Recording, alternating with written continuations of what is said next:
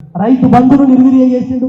రైతు బంధు అనేది కేసీఆర్ గారు కరెంటును మంచిగా చేసి, చెరువులు మంచిగా చేసి, నదుల నుంచి నీళ్లు తెచ్చి చెరువులకు అనుసంధానం చేసి, ఇవన్నీ కాదు ఇంకేదో చేయాలని ఆయన ఆలోచించి అద్భుతమైన పథకం రైతు బంధు పథకాన్ని ఇచ్చింది. అది తేవడం వల్ల రైతులు అప్పులు పాలు కాకుండా అయింది, ఆత్మహత్యల పాలు కాకుండా అయింది. దాన్ని నిర్వీర్యం చేసింది. వాళ్ళది ఎప్పుడు వస్తుందో రాదో ఏమైనా అయ్యేది తెలియదు. రైతు బంధు పథకాన్ని నిర్వీర్యం చేసింది. తను చెప్పింది ఒకటి వాళ్ళ చేస్తున్నది. 6 గ్యారెంటీలు ఆవిరి చేసిండు, అడ్డగోలు హామీలు గంగల గలిపిండు, గారి మాటలతో గత్తరలేపిండు, రోటముట్టె మాటలతో రోజులు గడిపిండు.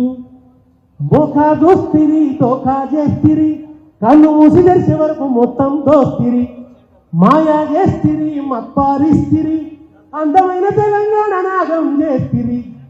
తొండి చేసినరు కొడుక, మొండి చెయ్యి చూపినరు కొడుక, ఇందిరమ్మ రాజ్యమని కొడుక, నిన్ను నిండా ముంచినరు కొడుక. తొండి చేసినరు కొడుక, మొండి చెయ్యి చూపినరు కొడుక, ఇందిరమ్మ రాజ్యమని కొడుక, నిన్ను నిండా ముంచినరు కొడుక. గల్లీ కాంగ్రెస్ మాట నమ్మరని ఢిల్లీ పెద్దల తీసుకొస్తిరి. రాహుల్ గాంధీ వచ్చిండు, ప్రియాంక గాంధీ వచ్చింది. ఇదే Ashok Nagar city central library దగ్గర నిలబడి కేసీఆర్ మీకు ఉద్యోగాలు ఇస్తలేడు, మేము వస్తే ఏడాదిలో 2 లక్షల ఉద్యోగాలు అన్నారు, జాబ్ క్యాలెండర్ అన్నారు. ఇవాళ ఏం జరుగుతుంది?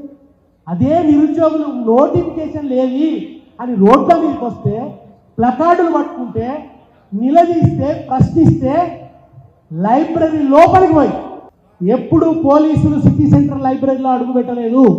రేవంత్ రెడ్డి వచ్చిన తర్వాత సరస్వతమ్మ కాలి అందెల సవ్వడి వినిపించేటువంటి సిటీ సెంటర్ లైబ్రరీలోకి పోలీసులు చొరబడి నిరుద్యోగుల వీపును వాయగొట్టిరు, వాళ్ళ నెత్తురు కళ్ళ చూసిండు రేవంత్ రెడ్డి. కేసీఆర్ ఇచ్చిన ఉద్యోగాలే, ఆ 50,000 ఉద్యోగాలనే తను ఇచ్చిన తన క్రెడిట్లో వేసుకొని అబద్ధాలు చెప్తూ మోసం చేస్తూ, మోసానికి అంగిలా చేస్తే రేవంత్ రెడ్డి, మోసానికి ఒక రూపం వస్తే రేవంత్ రెడ్డి, బాధ్యత లేని బలాదూర్ ముఖ్యమంత్రి రేవంత్ రెడ్డి. ఇటువంటి ముఖ్యమంత్రిగా చరిత్ర ఎప్పుడు చూడదు.